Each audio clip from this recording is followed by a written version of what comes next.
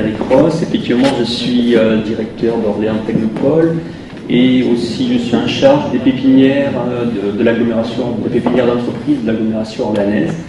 Donc, Madame Dru, effectivement, m'a demandé d'intervenir pour parler de créativité et d'innovation. Alors, vaste domaine. Hein. Aujourd'hui, j'ai absolument pas la prétention de représenter la créativité et l'innovation parce que c'est un domaine qui est en plein développement et que ce n'est absolument pas une discipline mature. Donc, effectivement, 2 mots sur Orléans Technopole. Orléans Technopole, c'est une association, loi 1901, hein, qui est pilotée par, on va dire, les politiques. Et donc la feuille de route, alors c'est assez amusant, là le parallèle, puisque vous avez des nouvelles missions qui semblent être à une rupture par rapport à ce que vous faisiez auparavant. Eh bien, en Orléans Technopole, les politiques nous disent, ben voilà, faites du développement économique et faites de l'innovation, allez-y. Bon, voilà. Alors, en fait, la mission générique, c'est de contribuer au développement économique à travers l'innovation. Alors, ça se traduit par quoi? Ça se traduit par ce qu'on appelle l'ingénierie de projet. D'abord par l'ingénierie de projets structurants. Alors, c'est quoi encore l'ingénierie de projets structurants? C'est, ben voilà, vous êtes sur un territoire, il faut le développer. Vous avez une thématique, faites-moi de l'économie cette thématique. Alors, un exemple qui est récent, il y a 3 ans, Serge Couard, quand il était maire d'Orléans, donne comme feuille de route, vous montez un cluster sur la thématique de l'eau et de l'environnement. Bon, moi je suis scientifique, je fais du traitement d'image, du data mining, bon, voilà. Allez, c'est des projets structurants aujourd'hui, donc le cluster Dream, je ne sais pas si vous en avez entendu parler, donc ça a été développé sur le territoire orléanais et en France, et vient d'être labellisé comme pôle de compétitivité dans le domaine des études technologiques. Et je peux vous assurer qu'au départ, sur cette feuille de route, alors elle était vraiment presque un mur. Un autre exemple, comme projet structurant, développer un pôle d'excellence de l'innovation par les services. Bon, depuis 30 ans, hein, il ne faut pas se cacher, la France s'industrialise. Donc il faut travailler sur comment industrialiser de manière plus intelligente la France, mais un autre point, c'est qu'on se rend compte que nos amis en Europe et au-delà de l'Europe travaillent beaucoup sur les services, et en fait on se rend compte que si on transforme un petit peu culturellement, on fait une mutation de nos entreprises qui sont très produits, très technologiques, et en mettant un peu plus de clients au centre des débats, eh bien on arrive à faire gagner un peu plus d'argent à ces entreprises. Et en fait, la technologie et les services ne sont absolument pas en contradiction. Innover par les services, c'est penser de nouveaux services qui vont entraîner de la nouvelle technologie et la forte valeur ajoutée. Une des missions aussi de la Technopole, et donc il y a un lien avec tout ce qui est innovation et créativité, c'est effectivement la création d'entreprises innovantes. Alors là, vaste débat, et le développement des PME, donc la PME qui a 10 ans d'existence, donc le patron de PME qui a fait le bidon tout le temps, mais qui doit sans arrêt se repositionner, repenser sa stratégie. Et donc c'est l'aider un petit peu dans cette démarche. Voilà, donc juste pour dire que moi personnellement, je suis chercheur associé aussi dans le laboratoire universitaire et je donne quelques cours divers et variés à l'université et Polytech. Donc voilà, alors bon, dans la présentation, effectivement, je vais essayer de donner faire un état des lieux de l'innovation, une introduction générale, en France notamment. Dans une deuxième partie, peut-être la plus dans le message que je préfère passer, c'est pour juste clarifier un petit peu les termes d'innovation, de créativité. Quel est le lien entre les deux? Il y a souvent de confusion. Parler d'innovation et de créativité sans parler d'outils. Aujourd'hui, il y a plein de gens qui pensent, qui proposent des outils pour développer ce qu'on appelle la créativité. Alors moi, je les connais absolument pas, il y en a des dizaines et des dizaines. Par contre, bon, tous ces outils-là servent à faire en sorte qu'on développe un petit peu développer l'imaginaire, et c'est des outils pour arriver à devenir. Souvent, les meilleures innovations sont les plus simples. On dit, ah mince, oui, effectivement, c'était ça. Sauf que bon, il y a des psychologues, etc., qui pensent à des méthodes pour pouvoir promouvoir. On est souvent coincé dans notre façon de raisonner. Donc j'ai quelques exemples que j'ai piqués de part et d'autre qui montrent comment la fixation, ce qu'on appelle la fixation fonctionnelle, nous empêche de réfléchir et d'avancer. Bon, alors après, je ne sais pas si j'aurai le temps, mais deux petits clins d'œil à la créativité, à la création d'entreprise, pour dire qu'il y a plein de gens aujourd'hui qui ont envie de créer. Bon, après, il y a la peur de créer, en France surtout. La peur de l'échec, et donc j'ai 15 ans d'expérience dans un grand groupe, donc au niveau de la carte à puce, et donc je parlerai un petit peu de comment l'innovation est promoue dans les grands groupes. Alors juste pour parler d'innovation, et pour dire que l'innovation, on confond souvent innovation, intelligence, etc. Il faut savoir qu'il y a plein de gens qui innovent, qui sont autodidactes, qui ont les meilleures réussites. Et juste ici, un petit quiz pour voir que l'innovation n'est absolument pas que technologie. Donc quand on parle de compote à boire materne, effectivement, où est l'innovation? Elle est dans l'usage, elle est dans l'usage, parce qu'on n'a pas réinventé la compote. Quand on parle de Nintendo, alors on a un peu de techno, on a un peu de service. Vidéo à la demande, pareil, on se situe un petit peu à l'interface entre la technologie et le service et l'usage. Alors l'appareil photo numérique, alors aujourd'hui tout le monde a, enfin c'est devenu un standard, mais là on est plutôt dans une innovation, on va dire, déjà technologique, et on se rapproche de ce qu'on appelle l'innovation de rupture. Alors, par rapport à la montre Swatch, pareil, on est dans l'innovation technologique. Alors, d'ailleurs, je ne connaissais pas l'historique, mais aujourd'hui, tout le monde connaît la montre Swatch et ses principales l'identifie comme telle, sauf qu'il y a énormément d'innovation technologique. Je crois qu'on a diminué la moitié des composants pour faire une montre en fait opérationnelle et beaucoup moins chère. Donc, on est dans l'innovation technologique. Alors, là on change de registre. Pareil, l'Occitane et son cosmétique à préparer soi-même. Bon, on n'est absolument pas dans de l'innovation technologique. On est dans l'innovation par l'usage. Donc, voilà, le Light Code, on est plutôt dans la technologie. Voilà, le smoking Yves Saint Laurent, donc costume pour les dames, pareil, on n'a rien inventé. Sauf qu'on a gagné beaucoup d'argent à travers cette innovation. C'est juste pour dire que, bon, c'est un petit peu le débat de tout à l'heure, c'est que quand on parle d'innovation, quelque part on parle d'économie, de rentabilité. En fait, il y a des business de l'innovation. On ne parle pas, en fait, quelqu'un qui assimile l'innovation avec haut niveau technologique, il a tout faux. L'innovation aujourd'hui, c'est de dire est-ce que j'ai un marché derrière et est-ce que je peux avoir une vente, c'est tout. Et les meilleurs chefs d'entreprise sont des gens très pragmatiques. Il y a des gens qui ont des têtes bien faites et qui n'arrivent pas à développer et à être dirigeants d'entreprise. Bon, encore de l'innovation technologique, je vais un peu plus vite. Le Vélib, alors le Vélib, on est complètement dans l'usage. Aucune innovation technologique.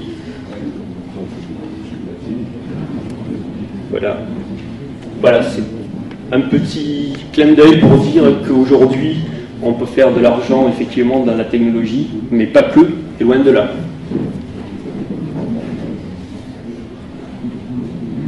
Bon, intéressant de voir un petit peu où se situe la France par rapport à notre pays. Alors on se rend compte qu'on est un petit peu dans la notion de capacité d'innovation de nos PME, on est un petit peu loin de tous nos concurrents, voilà, principaux.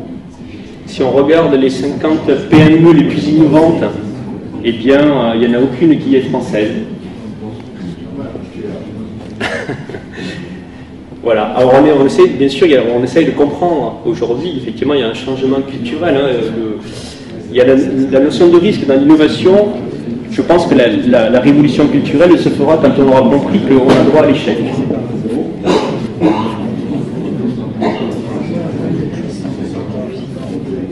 Autre petite statistique, en termes d'innovation produit, innovation process, le grand groupe et la PME, on voit qu'on se situe, on n'est pas tout à fait sur les mêmes échelles. On a des chiffres qui sont relativement proches. Alors un point qui me paraît important, c'est que 30% des entreprises dites innovantes, donc qui font du business à travers de l'innovation, du changement, n'ont pas de service R&D. Ça c'est des faits. En fait. Alors, parmi les idées reçues, je vais toutes les... L'innovation relève forcément d'une technologie nouvelle, on vient de voir que non.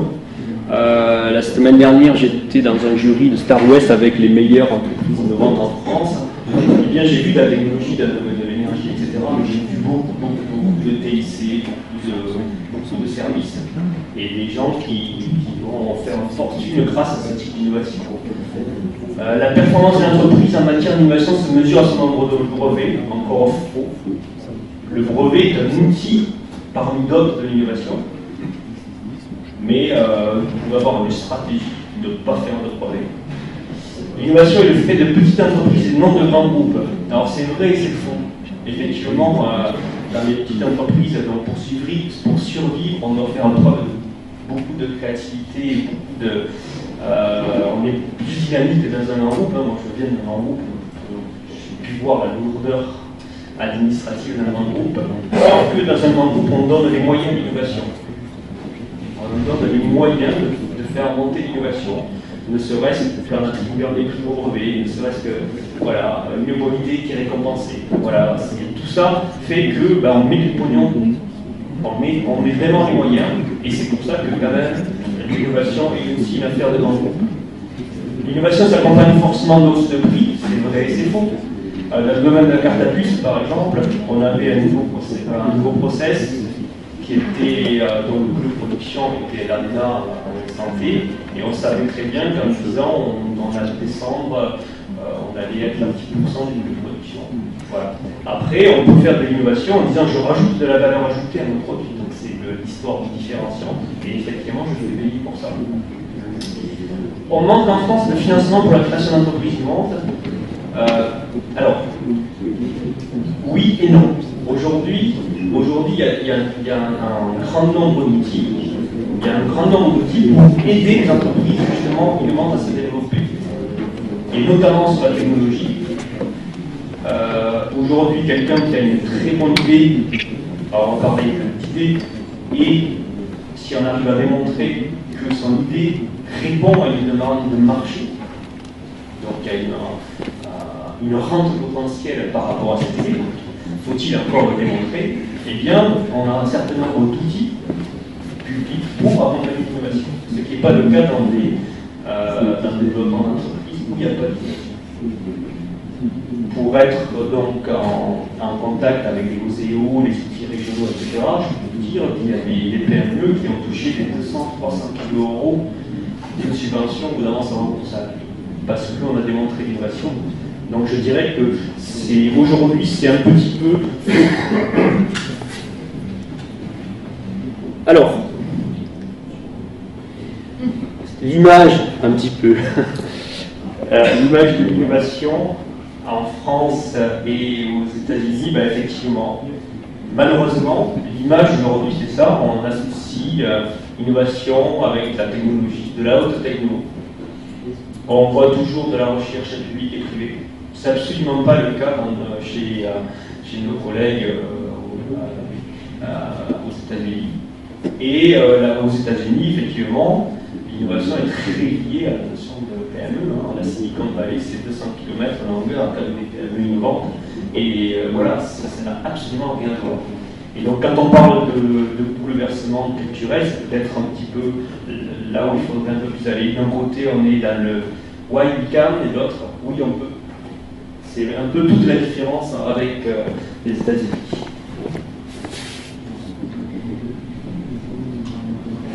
Donc, juste pour résumer, l'innovation, c'est effectivement un processus et c'est surtout un résultat qui est attendu à travers ce processus.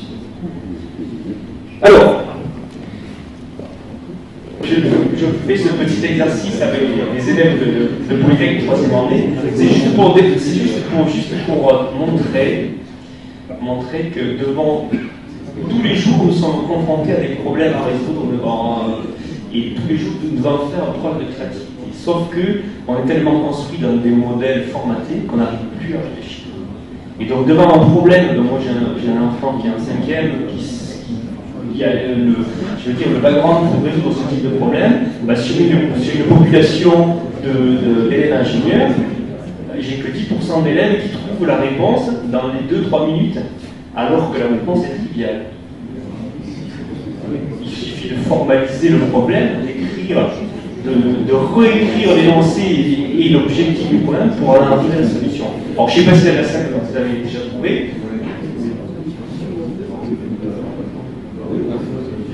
Voilà, donc alors l'idée, oui. Donc vous avez un carré de surface à 2, et en fait on vous dit, vous bougez 2 points pour obtenir un carré de surface double. Un carré, oui, pardon. Il fallait que voilà. Voilà, donc c'est que vous doublez la surface et vous restez sur un carré. Mais c'est un problème trivial, je vous assure. Donc,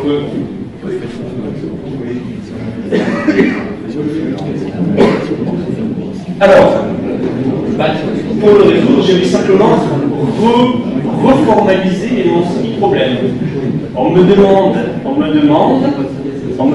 tout simplement d'obtenir un carré. Alors, doubler sa surface, on me demande d'obtenir un carré qui a pour surface, je double 2a carré. Donc, je n'ai qu'une solution, c'est un carré qui a pour côté racine de a. Quand je regarde la figure, racine de a, j'ai qu'un endroit où je le retrouve, c'est à la diagonale.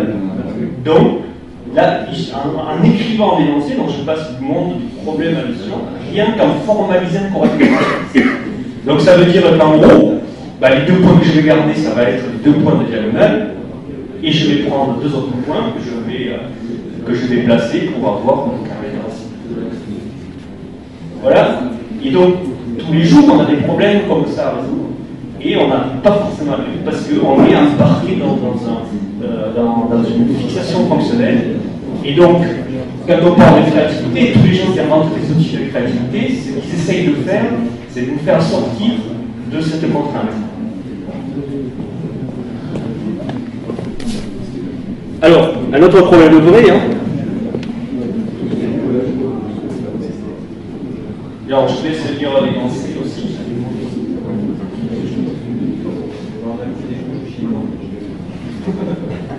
Alors, c'est un problème réel, qui a été résolu. Alors, vous avez une usine, vous emballez des verres, et vous avez un problème d'emballage. Les employés s'arrêtent pour regarder les emballages, donc il y a des magazines, et donc, alors on a la réponse, effectivement. Les Chinois, et la productivité, et le CO2, etc. Ça marche pas. Après, on dit du papier recyclé, mais ça, c'est un coût. Il ne faut pas oublier qu'on doit faire des tests. Alors, attendez, voilà. Ça. Alors là, vous faites partie des 5%. Si, des 5% qui. Ah merde,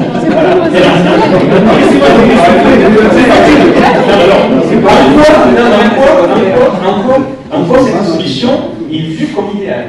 Parce qu'en plus, on emploie des environnements. Et je vais vous dire comment ça s'est. Il y a eu une espèce de sens de créativité en disant mais toi, alors oui, les chinois, les papiers, etc. Et à un moment, il y en a un qui a dit mais on a qu'à crever les yeux. Après, ça va de regarder les femmes, etc. C'est comme ça que ça s'est fait. Et ça veut dire quoi? C'est-à-dire que ce que je recherche, la seule chose qui m'intéresse, c'est qu'il n'y ait pas de la visibilité. Donc, ils ont effectivement employé les appels. On prend des billets et en plus, on prend des billets.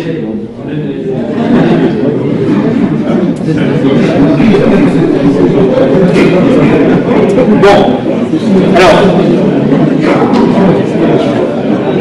tout ça pour dire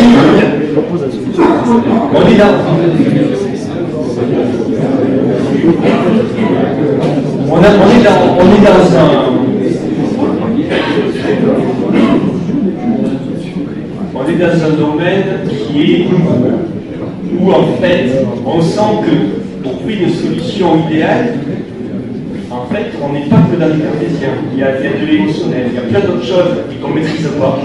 Et à travers cette vidéo, ce que je voulais juste dire, c'est qu'on maîtrise bien aujourd'hui, on maîtrise bien tout ce qui tourne autour de la activité. On sait faire. Au niveau de la qualité, c'est pareil, en partant des lignes, des chocolats, des cartes de chinois, etc. Enfin, vous connaissez très bien. Aujourd'hui, on sait maîtriser ça, la maîtrise de la qualité. On a des process bien établis. En fait, aujourd'hui, ce qu'on attend, c'est comment organiser l'innovation, justement. Comment manager les connaissances. On s'est rendu compte aujourd'hui, dans pas mal d'entreprises, de tout ce qui tournait autour de l'actif immatériel. Justement, les ressources sont de l'actif immatériel. Comment les valoriser. Donc aujourd'hui, on se pose des questions. Comment anticiper l'évolution de nouveaux produits? Comment anticiper les nouveaux marchés, les marchés qui n'existent pas? Tout ça, aujourd'hui, il y a quelques génies, quelques visionnaires, mais on n'a pas de process. Donc, on ne peut pas mettre en face un Ford ou un Denix en face de l'innovation. Donc, tout ça pour dire qu'on se cherche, c'est quelque chose qui est complètement en émergence. Alors, la créativité au quotidien, effectivement, la créativité au quotidien, on a besoin d'être créatif. Autant dans notre vie professionnelle que dans notre vie personnelle. On est filmé, donc il ne faut pas que je raconte trop de bêtises, mais j'ai eu un problème de RH il y a 15 jours, justement sur une histoire de rupture conventionnelle, vous êtes entre le marteau et l'enclume, et à un moment donné, il faut faire preuve de créativité, parce que sinon vous n'en sortez pas.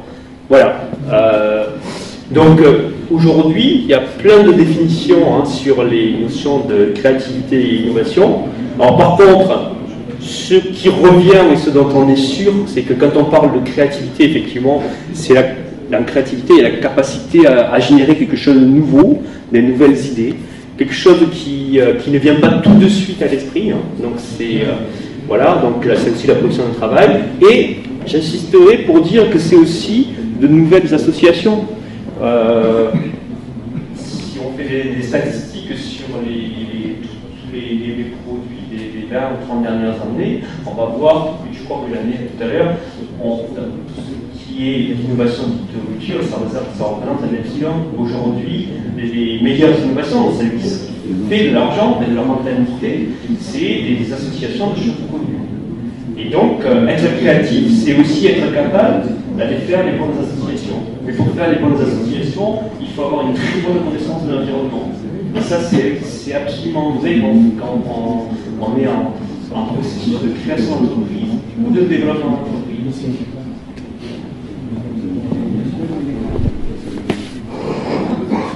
Bon, après, on peut essayer de lister les qualités. Donc, effectivement, la créativité, c'est aussi il y a une question d'attitude, une habilité. On a des gens qui ont toujours des idées. Alors, des idées qui aboutissent pas forcément, mais il y a cette notion d'idée. La connaissance, il faut savoir que alors, paradoxalement, enfin pas paradoxalement, parce qu'on peut très bien comprendre, un expert d'un domaine, justement, par sa fixation fonctionnelle et son mode de raisonnement, ne va pas forcément avoir les meilleures idées. Et très souvent, ça vous associez un expert d'un domaine avec quelqu'un qui est dans la périphérie, mais qui n'est absolument pas du domaine. Et c'est l'échange qui va permettre d'avoir une idée qui est absolument géniale. Voilà.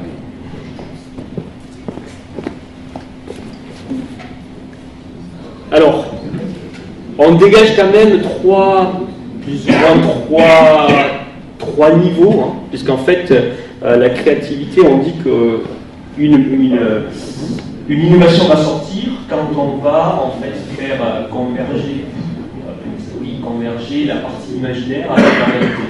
Donc c'est de l'idée à l'innovation, et là ça se traduit par effectivement trois notions, dont la fluidité, c'est-à-dire je suis dans un registre donné et c'est la capacité à imaginer des idées dans ce même registre. Donc ça c'est le premier niveau. La flexibilité, c'est je change de registre. Et enfin l'originalité qui tient à la rareté de l'idée. Alors, pareil, la créativité, c'est absolument pas réservé à l'élite. Je crois qu'à la fin, je parle des criminels, mais en fait, qui pensent, enfin des criminels, des voyous, qui ont leur plan d'action, mais en fait, c'est plus leur envie, leur émotivité qui fait que leur idée est géniale, et non leur intelligence intrinsèque. Alors, on parle souvent, on dit que ce qui marche, c'est effectivement deux mondes qui s'entrechoquent font un nouveau monde. On a souvent, et moi le premier, regardé un petit peu de haut les artistes. Eh bien, moi la semaine dernière, ce que j'ai vu à Nantes, c'est effectivement la combinaison des scientifiques et des artistes dans la créativité, et j'ai été complètement bluffé de ce que j'ai pu voir. Et effectivement, on crée des nouveaux mondes.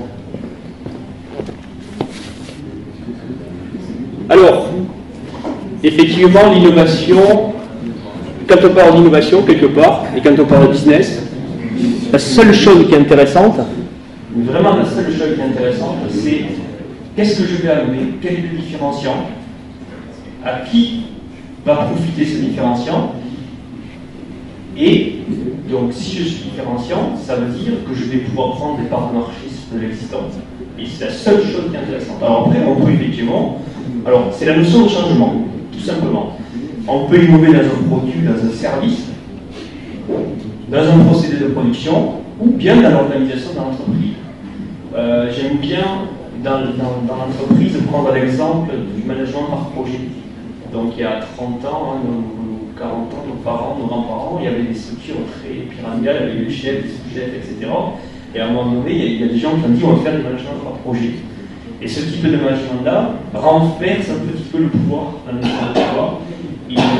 Donc le fait de donner moins de pouvoir à ces processus de service et de donner le pouvoir au projet change complètement la donne. Ça, c'est absolument une révolution. Les open space aussi, c'est quelque chose qui change complètement. Alors, je ne sais plus quelle entreprise, ou carrément, alors c'est peut-être des entreprises de service, du patron au sous-collaborateur n'avait pas de place déterminée dans l'open space. C'est source de stress, c'est pareil. Pardon ? C'est source de stress. Alors, après, ça, c'est des avantages et des inconvénients, je suis absolument d'accord avec vous. Par contre, quelque part, dans tout changement, il y a toujours bien sûr, il n'y a jamais de changement idéal, mais il y a toujours des choses à prendre. Alors, oui, juste l'innovation, effectivement, c'est vouloir faire les choses autrement, tout simplement. Moi, c'est ma définition. Alors, ce qui est important aujourd'hui, dans les entreprises qu'on rencontre, c'est effectivement que l'innovation est absolument essentielle. Aujourd'hui, si nos PME ne se remettent pas en question, qu'elles se laissent aller sur leur marché et qu'elles ne se remettent pas en question et qu'elles vont prendre plein de développement, à tous les coups, c'est des entreprises qui vont partager un gâteau avec plein d'autres et à un moment donné qui vont mourir. L'exemple le plus flagrant que j'ai, c'est celui d'IBM. IBM, il y a 20-30 ans, enfin moi je sais quand j'étais petit, IBM c'était, j'associe IBM hardware ordinateur. Donc IBM faisait 95% de son chiffre d'affaires sur le hardware. Donc IBM était bon. Sauf que il y a plein de gens qui sont venus autour pour faire la même chose qu'IBM, peut-être mieux, moins cher, etc. Et aujourd'hui, IBM existe encore. Mais est-ce que vous connaissez la proportion d'un chiffre d'affaires d'IBM dans sa vente d'ordinateur ? 10%. Voilà. Aujourd'hui, IBM a complètement modifié son modèle économique et et complètement dans les solutions logicielles, etc. Et la partie hardware représente même pas 10% de son chiffre d'affaires. Oui, mais que les gros ordinateurs. Oui, tout à fait. Un autre exemple, alors on en parle un peu sur le territoire, mais je connais moins bien, mais la partie Lexmark par exemple, ou les imprimantes, typiquement. En fait, on a rajouté quelque part, au niveau du matériel, il y a plus de valeur ajoutée. Tout le monde sait à peu près faire la même chose.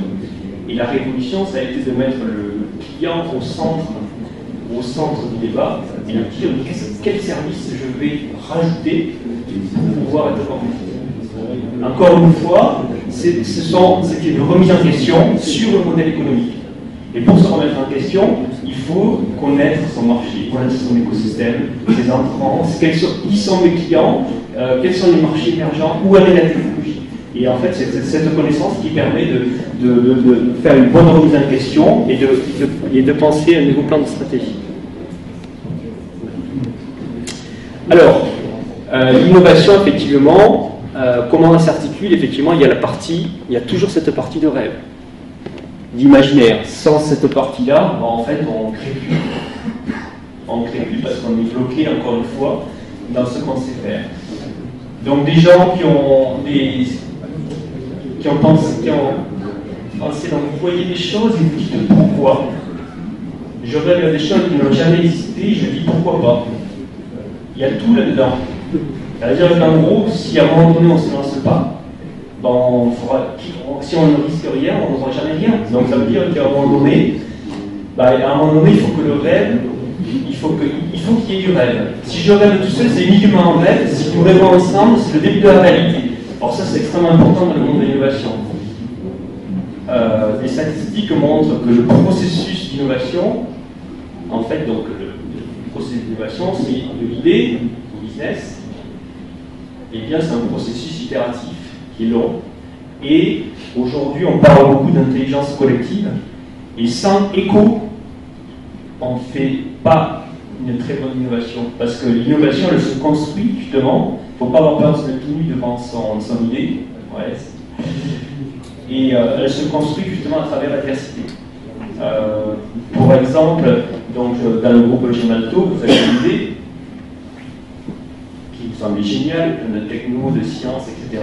Vous allez voir en contrôleur financier, et lui, sa réponse était c'est fini quand, ça me rapporte combien? La seule chose qui intéresse. Mais en fait, ces adversaires, on va dire, quelque part, aident à rendre votre idée crédible. Et rendre une idée crédible, ça veut dire la rendre rentable, et c'est ça l'innovation. S'il vous plaît. Oui. Il faut toujours associer innovation et rentabilité. C'est-à-dire si j'innove dans un domaine et pour le plaisir, ça ne rapporte rien à personne, c'est pas d'innovation. Alors, vous êtes créatif, vous vous amusez, c'est très bien. Par contre, si je fais un petit... la partie rêve, créativité, c'est effectivement votre plaisir à vous. Maintenant, quand vous dites l'innovation, c'est la concrétisation. Ça veut dire que l'innovation, vous avez votre idée, est allée à la rencontre du marché et du client et a eu un écho par rapport à ce marché. Ça, c'est une innovation. Ça, c'est une innovation. Si le reste, c'est pas l'innovation. Vous pouvez développer un super algorithme, etc., qui fait absolument plaisir. Vous faites de la science, vous êtes hyper créatif, vous êtes ça, mais vous n'êtes pas d'innovation. Les logiciels libres, par exemple, c'est pourtant quelque chose de révolutionnaire. Ils sont pas innovants? C'est pas innovant? Ce qui est innovant, c'est quelque part, il y a quelque part vous avez de l'innovation dans le concept, mais les gens qui font des... Alors, il y a plusieurs types, vous avez certains scientifiques qui justement vont à l'encontre de tout ce qui se dit, je ne veux pas faire de business et je veux partager ça. Donc ça c'est une très belle démarche, mais quelque part, ces gens-là ne font pas d'argent parce qu'ils sont dans une situation où ils n'ont pas besoin de faire d'argent. Moi j'ai des collègues chercheurs qui jouent justement cette carte-là. Par contre, vous avez pas mal de gens qui font du logiciel libre et quelque part derrière, sans connaître il y a du business. C'est aussi un état d'esprit. Oui, après c'est l'histoire des esprits. Mais quand vous parlez d'innovation, quelque part vous parlez de rentabilité économique à un moment donné. Vous avez l'air de dissocier l'innovation et les créativités. Non, c'est pas dissocié. Est-ce que par contre on parle de processus, est-ce qu'on met en place des processus pour développer l'innovation et est-ce qu'on met en place des processus pour développer la créativité? Parce que nous, dans notre enseignement, on nous demande quelque part de favoriser la créativité des élèves, de développer la créativité des élèves. Je sous-entendrais qu'il y a des processus pour il y a des outils aujourd'hui, alors je vais en parler. Aujourd'hui, de toute façon, vous ne pouvez pas innover sans être créatif. Quand on regarde les qualités d'un chef d'entreprise, il y a cet aspect créativité. Il faut avoir de l'imagination, etc. C'est pas tout ça. Mais donc la créativité, c'est la base. Mais la créativité toute seule, l'idée toute seule, ne fait pas de l'innovation automatiquement. Mais c'est absolument lié. Alors aujourd'hui, il y a plein de gens qui pensent des outils pour développer la créativité.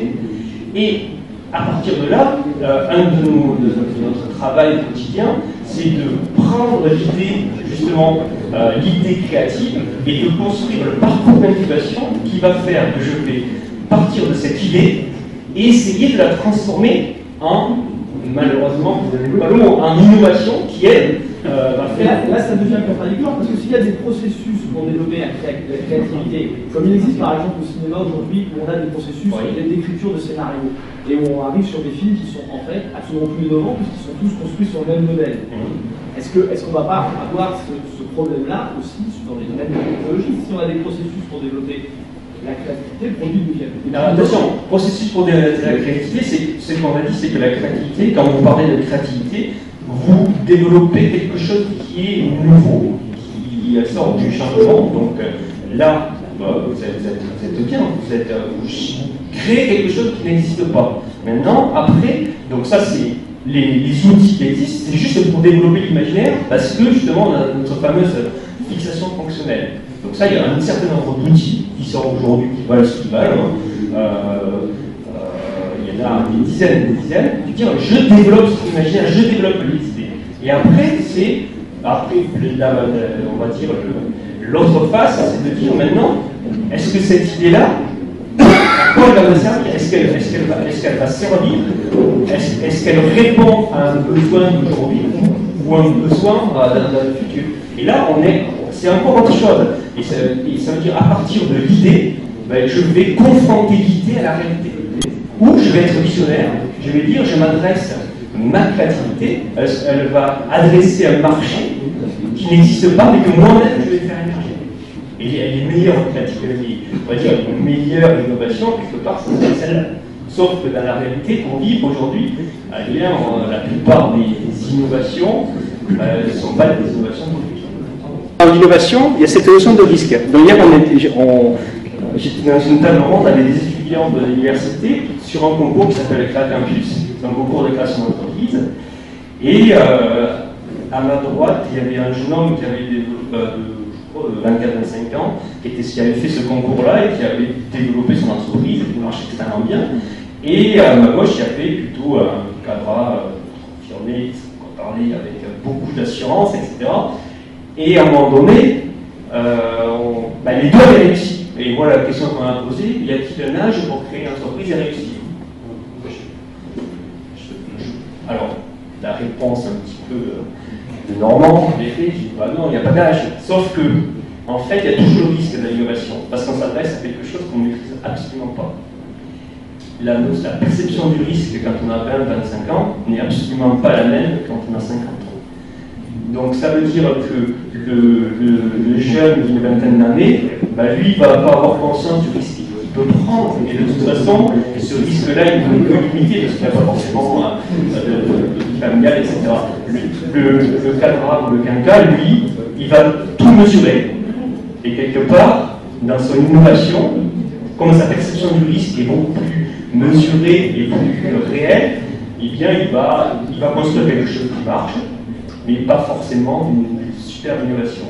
Et juste un autre exemple pour créativité et innovation. La semaine dernière, donc, au concours Star West, il y a des gens qui ont présenté Alors, quelque chose qui se caractérise par l'innovation, juste parce qu'ils font énormément de business, et c'est sur de la vente sur Internet de matériel médical. En fait, je sais pas, c'est une plateforme de vente de matériel médical, et leur seule valeur ajoutée, enfin la seule valeur ajoutée déjà, c'est qu'ils étaient peut-être les premiers à faire ça. Donc, ils ont des revenus extraordinaires, donc le business. Et la petite innovation, c'était simplement que leur site qui est un site donc, à vocation européenne et mondiale, en fait, dans chaque pays, il avait une interface nationale qui faisait que les gens allaient acheter du matériel pour. Voilà. C'était probablement le projet qui avait le plus de rentabilité et qui, à mon sens de scientifique, était le moins créatif.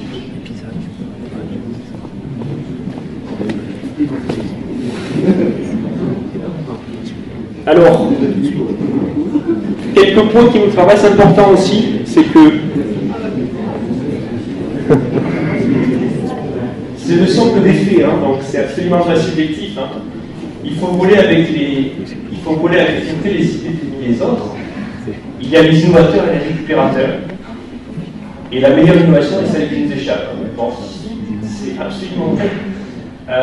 L'exemple que je prends souvent, un exemple, oui, qui a eu du mal à rentrer sur le marché, c'est, je ne sais pas si les gens skient, les skis paraboliques. Aujourd'hui, quasiment tout le monde skie avec les skis paraboliques. Mais alors, quand on regarde un petit peu l'histoire des skis paraboliques, on voit que le ski parabolique, technologiquement parlant, il est rentré sur le marché. L'entrée sur le marché a mis 10 ans à venir, justement par rapport à tous les hobbies qu'il y avait autour.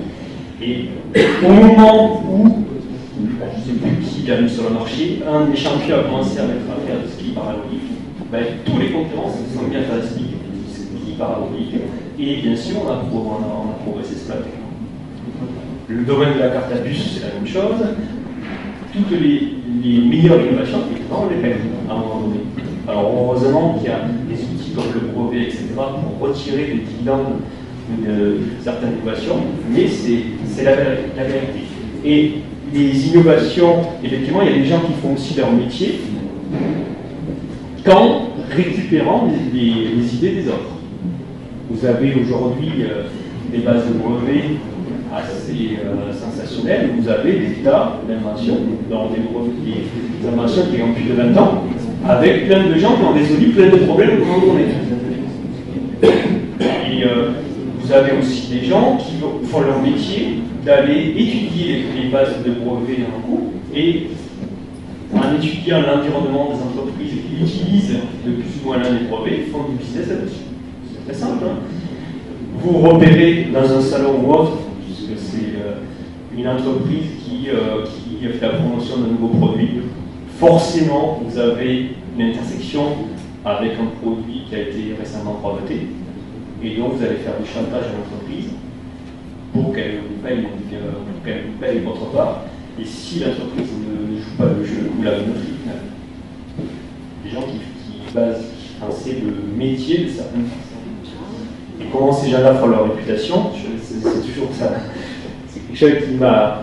C'est un grand monsieur avec un costume noir, d'une manière, on lui a dit mais comment vous faites votre marketing? Parce que c'est pas un joli métier que vous faites. Et il nous a répondu très froidement, en gagnant un procès au tribunal.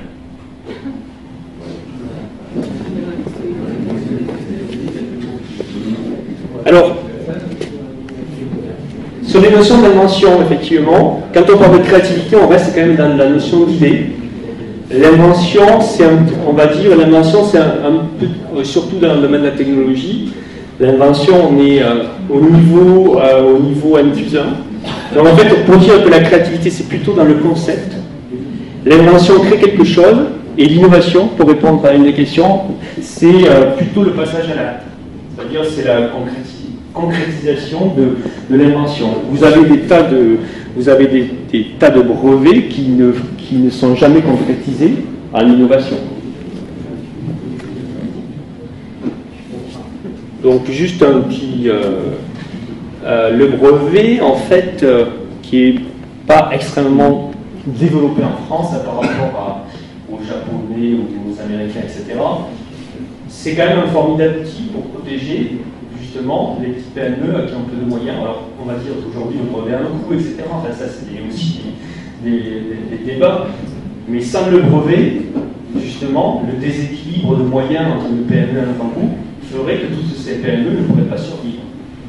Donc le brevet, quelque part, c'est un contrat. C'est-à-dire, moi, j'ai inventé quelque chose, et ce quelque chose-là peut faire progresser la technologie, peut faire progresser la science, et je partage mon invention avec la communauté, et en échange, la communauté me donne des dividendes si elle utilise mon invention. Moi, je trouve que c'est un outil formidable, parce que justement, il permet aux PME de se développer. Il faut savoir que des créations d'entreprises se font souvent sur un brevet. Et on développe le startup sur un brevet. Il y a toute une stratégie. Et encore une fois, c'est la connaissance de l'écosystème qui fait que le développement va produire de l'innovation et de la rentabilité. Alors, je vais passer rapidement. Voilà. Pourquoi c'est le automobile? C'est pour dire tout simplement que des gens comme Peugeot, par exemple, sont un peu les champions des brevets. Je crois qu'il y a entre 800 et 1000 brevets par an, rien que pour Peugeot. Alors on peut se demander pourquoi on ne voit pas, et là c'est un point assez important, pourquoi on ne voit pas tous les jours les Peugeot tous les champions automobiles dans les tribunaux. Vous avez une idée? Tout simplement parce que le brevet n'est pas qu'une histoire de monopole et d'argent, c'est une histoire de stratégie d'image. En fait, quand on fait du brevet, donc vous avez le brevet en fait l'innovation, le brevet majeur en fait qui fait votre innovation, et après vous pouvez avoir la stratégie d'occuper le terrain. Typiquement, dans le monde de la carte d'appui, Gemaltos veut être un des leaders de la sécurité, et en fait la stratégie c'est de dire faites-moi plein de brevets dans ce secteur-là pour occuper le terrain, et quand je vais être dans un processus de vente d'acquisition, cet actif immatériel, je vais le mettre en balance. Alors oui, pour dire qu'on peut avoir de la créativité sans pour autant faire de l'innovation au sens de l'acquisition. Par contre, on ne peut pas innover sans être créatif, à un moment donné. Donc, ce qu'il faut retenir, c'est que dans les deux cas, de toute façon, on est lié à du différenciant et du changement. Donc la créativité liée à la solidité, l'innovation, effectivement, c'est la concrétisation, et l'invention, effectivement, qui se caractérise souvent par un brevet, qui ne débouche pas forcément sur un produit. Alors là, le grand débat, alors là, j'ai repris ça dans un article qui me paraissait intéressant, c'était oui, qu'est-ce que l'idée dans l'innovation? Alors il y a des grands penseurs qui disent que tout repose sur l'idée, donc c'est essentiel. Et l'autre, à l'extrême, à dire oui, mais si tu as l'idée mais que tu n'arrives pas à la concrétiser, t'as rien. Alors je ne veux pas la réponse, mais effectivement, l'idée, a priori, c'est à la fois une ultime part et à la fois elle est essentielle. Ce qui est sûr, c'est que le processus d'innovation, ce n'est pas un processus qui est linéaire, et c'est à base de reformulation et d'itération qu'on permet d'arriver à une innovation.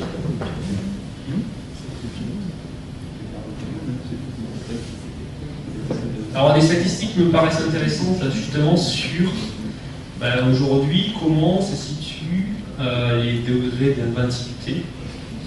Alors ce qu'on peut voir, c'est que l'idée qu'on a de l'innovation, l'innovation de la rupture, la super idée qui fait qu'on révolutionne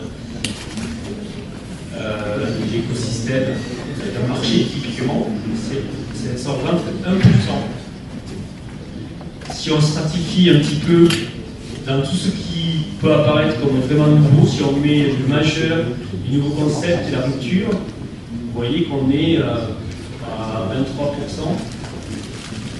Et tout le reste, plus de 70%, ce sont que des améliorations mineures. Et des améliorations mineures qui sont suffisantes pour produire un différenciant qui va permettre d'aborder un nouveau marché ou de prendre des parts de marché.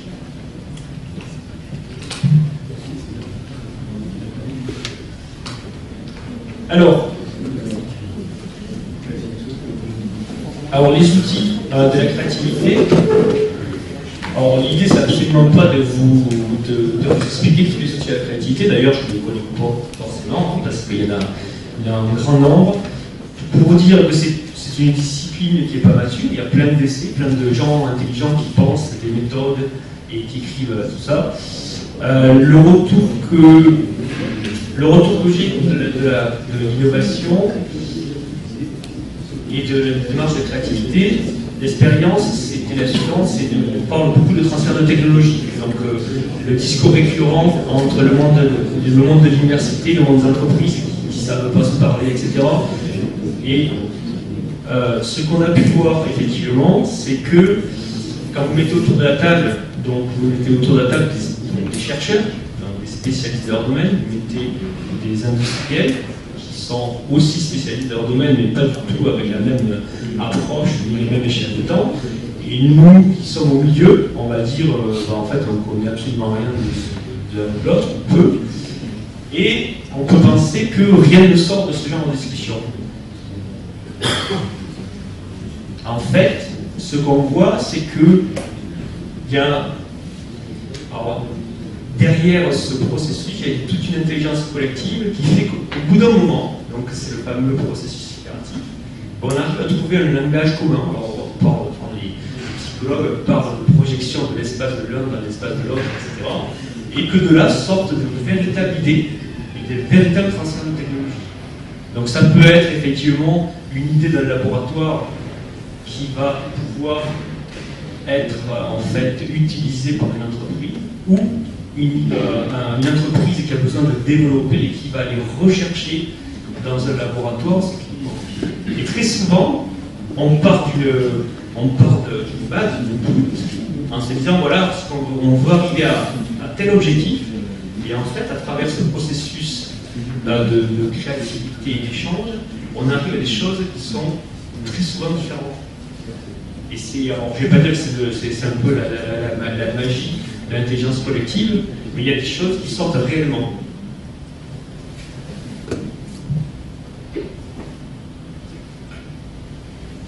Alors, effectivement, donc, il y a plusieurs approches dans l'histoire de créativité.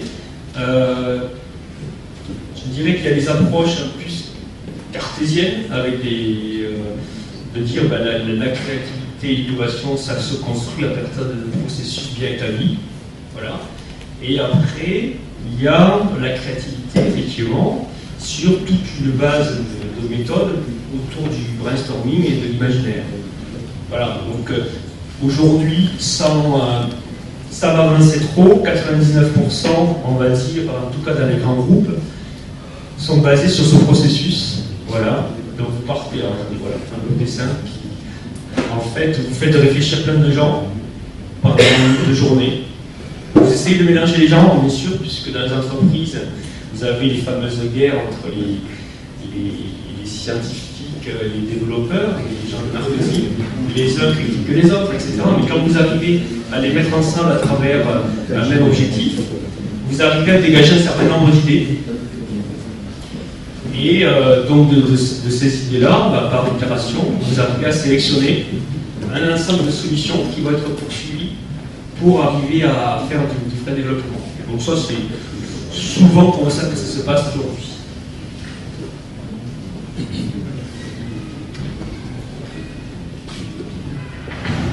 Alors, parmi les approches structurées, une approche que je caractérise de théorique, puisqu'en fait elle est connue de beaucoup, mais elle est très peu appliquée par ma connaissance. Je n'ai pas forcément d'application de TRIZ, donc théorie de résolution inventive des problèmes. Donc, alors le concept de TRIZ est absolument intéressant. Je crois que j'ai un slide qui l'explique. Et plus récemment, il y a des techniques donc ASIT, justement, qui dérivent de TRIZ, basées sur 5 concepts, beaucoup plus simples et beaucoup plus opérationnels. Moi, il m'est arrivé d'utiliser les concepts, parce que tous ces outils-là sont des aides, mais c'est pas ces outils qui donnent la solution à notre problème. Donc c'est les deux produits les plus structurés. Et alors après, vous avez tout un tas d'outils, que moi j'appelle les outils de brainstorming quelque part. Donc il y a des ouvrages assez complets sur ces outils. Alors, tous ces outils-là ont un dénominateur commun, c'est qu'ils sont là juste pour favoriser votre imaginaire, et juste pour aller à l'encontre d'applications fonctionnelles. Alors ce qui est assez amusant, c'est que pour avoir discuté avec des gens qui ont appliqué ces outils, moi je suis resté au brainstorming de base, mais c'est que ça peut être très compliqué. Et à travers ce côté ludique, je pense à faire des étudiants où le jeu peut être important, ça peut être intéressant parce que justement le fait du jeu et les motivités autour du jeu permet de sortir les choses. Typiquement la méthode des 6 chapeaux, c'est l'idée des 6 chapeaux, c'est de visiter une idée, un produit, un concept sous plusieurs angles et donner un rôle à chacun. Par exemple, moi je vous raconte plein de trucs, je dis ben, tiens, ce groupe-là, vous allez tuer tout ce que je raconte. Ce groupe-là, vous allez essayer de le montrer. Ce groupe-là, vous allez chercher des alternatives, etc. Donc on donne un rôle à chacun. Donc c'est l'histoire des chapeaux. Alors je plie les 6, le factuel, l'émotionnel, voilà, le critique, le quiz. Et après il y a cette restitution. Et le fait de faire ça, vous faites adhérer un petit peu les gens au projet. Et surtout, après le plus intéressant, c'est l'échange. Parce que vous pouvez inverser les rôles. Et là, vous commencez à créer des choses. Donc si ça intéresse certains, il y a des ouvrages très complets, parce que là, sur chacune des méthodes, bien sûr, chacune a un avantage et un inconvénient, bien entendu. Et surtout, il y a les auteurs de ces méthodes et le retour d'expérience montrent ce qui se fait, ce qu'il ne faut pas faire, ce qui est plus ou moins compliqué. Parmi ces outils, oui, j'ai pris cet exemple, qui peut paraître complètement hors sujet, c'est l'histoire du mot au hasard. Donc, c'est un outil de création. Encore une fois, c'est l'histoire de l'imaginaire. Vous partez d'un mot, vous le tirez aléatoirement, et autour de ce mot, vous allez faire des associations d'autres mots. Donc, vous partez de quelque chose qui est complètement aléatoire, et vous allez faire des associations, sachant que vous avez en tête votre projet, ce que vous voulez développer, et à travers ces associations, vous allez revenir vers le projet qui vous intéresse. Et comme ces associations partent de l'aléatoire, mais quelque part, vous allez rapprocher des choses que vous n'auriez jamais pensé. Alors, l'inventeur dit finalement, il fait ça avec, il fait une analogie. Il dit, ben voilà, vous êtes un individu qui travaille dans une agglo, voilà, et à un moment donné, vous avez toujours le même chemin pour rentrer chez vous. Et à un moment donné, vous êtes en périphérie, vous tombez en panne. Vous tombez en panne et il faut que vous trouviez une solution. Et à un moment donné, vous allez chercher une solution qui n'est habituellement pas la vôtre.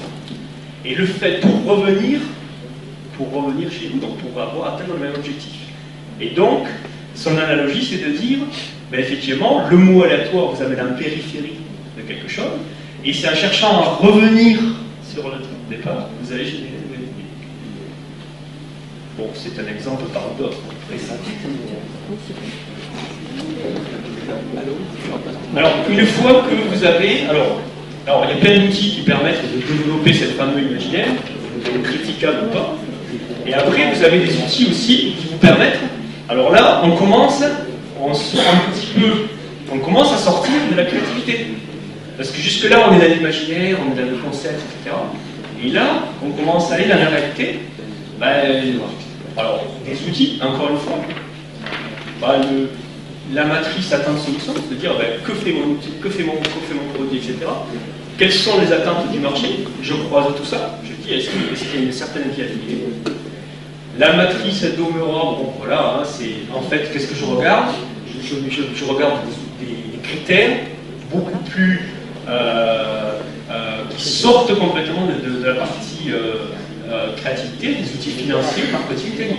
Le test de concept, c'est très simple. Le test de concept, c'est j'ai une idée. Moi, mon idée, elle me paraît fantastique. Elle me paraît bien, sauf que je ne sais pas si elle répond à une attente marché. Et l'idée, c'est d'aller faire en gros, ça revient à faire une étude de marché, de dire voilà mon idée, voilà ma pré-offre, et est-ce qu'elle correspond réellement à ce que vous attendez. Donc en général, ça correspond jamais exactement. Donc ça permet d'améliorer votre offre pour la rendre viable. Sur l'Orléanais en ce moment, tout le monde a entendu parler du grand emprunt. Il y aurait de l'argent disponible, ça on verra plus tard, pour créer des plateformes donc orientées bâtiment, donc des nouveaux métiers du bâtiment, et orientées à bâtiment, et donc il y aurait, le ministère a imaginé 400 plateformes en France avec des majeurs, donc bâtiment plus une énergie renouvelable. Donc je vois qu'il y a la géothermie. Effectivement, on est sur l'Orléanais, on a le BRGM qui est bien implanté sur le même de la géothermie.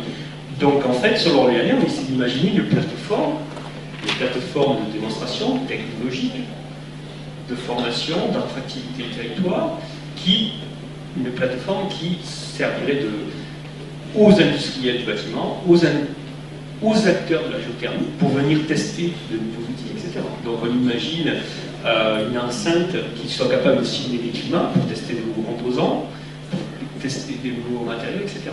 Sauf qu'aujourd'hui, nous, on se dit oui, c'est super, notre idée est fantastique. Sauf qu'on ne sait pas si, effectivement, on a l'adhérence du marché. Donc ce qu'on va faire, c'est qu'on va segmenter les potentiels clients de cette plateforme, on va aller les rencontrer, on va leur dire voilà notre pré-offre, voilà ce que nous on veut, et vous, qu'est-ce que vous nous retournez? Et en fonction de ça, on va établir, donc c'est quoi? On va établir la pré-offre qui, elle, aura effectivement un modèle économique.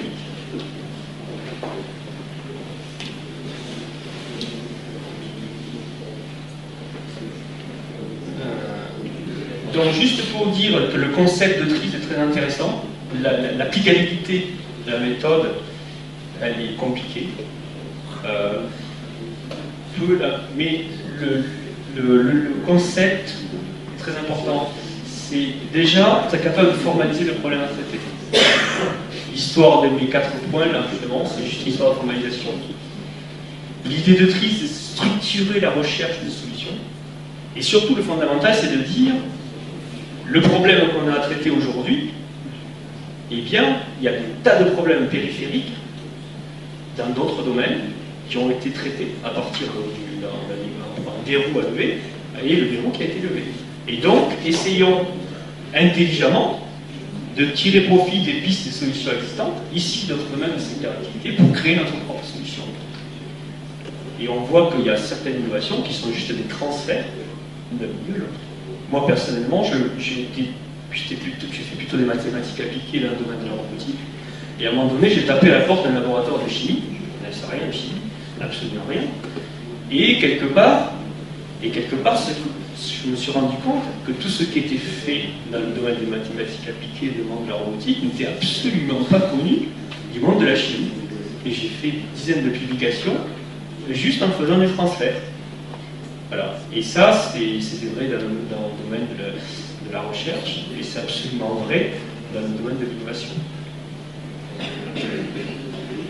Allez, alors juste pour dire que la méthode ASI, c'est tout simple, c'est de dire que quand j'ai un problème, des fois, j'ai plusieurs outils qui peuvent me permettre de le solver. J'ai une unification, de multiplication, donc on va le mettre en avant, des fois de division, des fois j'ai un prototype ou un projet qui a marché et j'ai un verrou à lever, et en levant un composant, j'arrive à se lever un problème. Et la méthode ASI, donc sur cette base de 5 concepts, qui ne sont pas forcément applicables à toutes les situations, permet de trouver des solutions qui étaient idéales. Donc typiquement, juste une illustration du problème du poisson, c'est vraiment très ludique, qui met en avant ce que peut être le concept de multiplication. Alors, une idée dans ce principe de multiplication qui s'applique à plein d'autres situations, ça a été de dire, c'est quoi le problème? Pour avoir de multiplier, soit j'en crée artificiellement, soit je fais en sorte que mon poisson, lui, bouge, et donc je vais faire gaspiller. Et donc je vais intégrer dans mon aquarium un objet du même genre, dérivé, qui va faire, donc c'est soit, alors là je sais pas si c'est un prédateur ou si c'est, qui va faire que mon poisson d'objet. Donc je vais résoudre mon problème en multipliant, en rajoutant des objets de même espèce. On fait des clients Alors, oui, non, mais voilà.